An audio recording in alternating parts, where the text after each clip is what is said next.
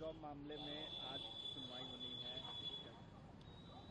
देखिए, न्याय के मंदिर में न्याय मिलता है और मिला है, इसकी उम्मीद है और माननीय न्यायालय पर सब दिन भरोसा रहा है और ये सबको पता है, जग जाहिर है कि आज देश में जो विपक्ष में हैं केंद्र सरकार के, उसके ऊपर किस तरह से साजिश और षड्यंत्र करके और उनको जांच एजेंसियों के माध्यम से परेशान किया जाता है। ये राजनीतिक लड़ाई को ये इस तरह से बीजेपी सरकार कर रही है, हर नेता को परेशान किया जा रहा है। तो आदरणीय लालू प्रसाद जी के परिवार को जिस तरह से लगातार जांच एजेंसियों के माध्यम से परेशान किया जा रहा है, इस पर माननीय न्यायालय निश्चित रूप से हम लोगों को भरोसा है कि देर है अंधेर नहीं है,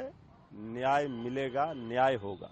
तेजस्वी यादव ने कई सवाल पूछे डबल इंजन की सरकार से, चाहे वो आपराधिक घटनाओं को लेके हो, बेरोजगारी को हो, पलायन को लेके हो, और उन्होंने ये भी कहा कि 17 महीने छोड़ दे तो 15 वर्षों में लगातार बिहार में आपराधिक घटनाएं हो रही है। बीजेपी और जेडीयू की सरकार है, उस पर बीजेपी के प्रदेश अध्यक्ष ने पलटवार किया और कहा है कि तेजस्वी यादव एक बार बस कसम खा के कह दे कि उन्होंने कोई भ्रष्टाचार नहीं किया है, मंदिर में खा के कह दे, मैं उनके तमाम सवालों का जवाब देने को तैयार हूँ।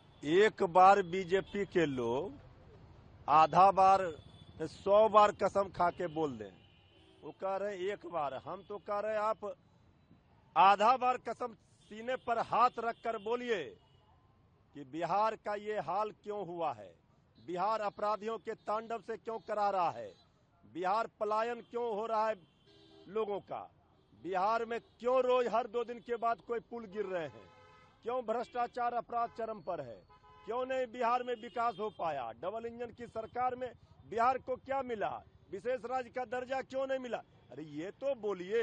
तेजस्वी यादव जी पाई पाई का हिसाब देने के लिए तैयार हैं, कसम 100 बार खा करके, लेकिन हिम्मत है तो डबल इंजन की सरकार में बैठे लोग, बीजेपी के लोग, सिर्फ सीने पे हाथ रख कर कह दें कि हाँ हमने बिहार को कुछ दिया, डबल इंजन की सरकार में फायदा हुआ।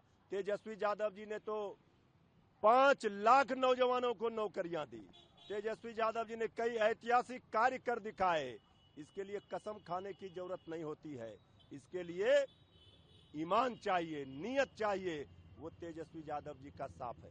लेकिन उन्होंने ये भी कहा कि जो नौकरी की बात करते हैं, जो क्रेडिट लेने की बात करते हैं, वो पहले से इम्प्लीमेंट हो रहा था। ऐसा नहीं है कि वो आए और तुरंत सभी जगह नौकरी देने लगे, वो चाहे नियोजित शिक्षक की बात हो और अन्य नियुक्तियों में, वो पहले से इम्प्लीमेंट था, ऑन पेपर था, बस उन्होंने आया और क्रेडिट लेने की काम कर लिया। देखिए, बीजेपी को थोड़ा बहुत भी शर्म करनी चाहिए।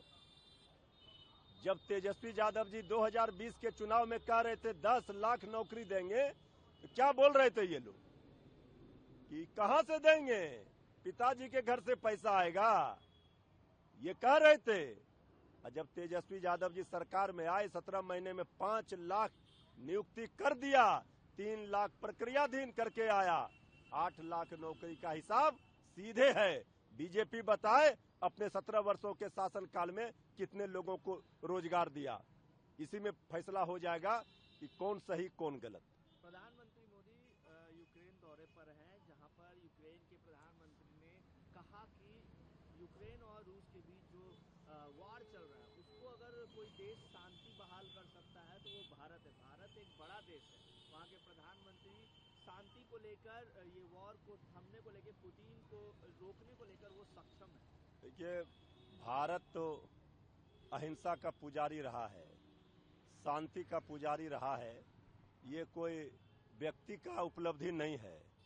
देश के माननीय प्रधानमंत्री आदरणीय नरेंद्र मोदी जी हैं, ये देश की ताकत है 140 करोड़ जनता की, लेकिन आदरणीय प्रधानमंत्री जी मणिपुर जाने के लिए उनके पास समय नहीं है। आदरणीय प्रधानमंत्री जी को जब हमारी बेटियां जंतर मंतर पर पहलवान बेटियां घसीटी जा रही थी, उनको न्याय दिलाने का उनके पास समय नहीं था। अब ये जो कहा जा रहा है कि यूक्रेन रसिया का शांति बहाल कर दिया, ये तो लोगों को लग रहा है कि आदरणीय प्रधानमंत्री जी तो इस मामले में बीजेपी के लोग सब दिन ये कहते रहे हैं कि जो भी उपलब्धि आई है आज देश की वो सब बीजेपी है। आदरणीय प्रधानमंत्री ऐसा बोल रहे हैं। नहीं, हम कह रहे हैं कि भाई यूक्रेन के आदरणीय हम कह रहे हैं कि ये देश की ताकत बता रहा है।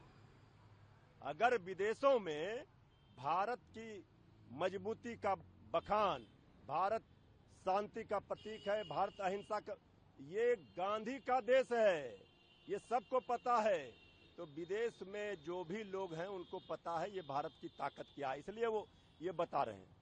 प्रधानमंत्री मोदी ने ये भी कहा है कि हम लोग शांति में विश्वास रखते हैं, शांति कैसे बहाल हो उसको लेकर जो भी संभव प्रयास है वो भारत करेगा। ये सुबुद्धि आदरणीय प्रधानमंत्री जी को आ रही है तो ये अच्छी बात है। यही तो हम लोग कह रहे हैं, हिंसा के खिलाफ, अहिंसा के पुजारी हैं। ये भारत गांधी का देश है। आदरणीय प्रधानमंत्री जी अगर इस तरह की बात करते हैं तो उसका इम्प्लीमेंट होना चाहिए, दिखना चाहिए, देश में कराना चाहिए। यूक्रेन और रशिया की बात को लेकर उन्होंने कहा कि हम लोग अहिंसा में विश्वास नहीं करते, हिंसा में विश्वास करते हैं और हिंसा में विश्वास नहीं करते, अहिंसा में करते हैं, और यही कारण है कि हम शांति का प्रस्ताव रखते हैं। इसलिए हमने कहा कि ये गांधी का देश है। ये देश सब दिन अहिंसा का पुजारी रहा है। हिंसा से देश को बदनाम जो करने की साजिश रची जा रही थी उसमें कोई कामयाब नहीं हो पाएंगे। अब बीजेपी वालों को भी, अब ये जो नफरत की राजनीति करने वाले हैं, भाई भाई में लड़ाने वाले लोग हैं, उनको भी अहिंसा के रास्ते पर आना ही होगा। यही देश की जनता की जीत है, देश की ताकत है।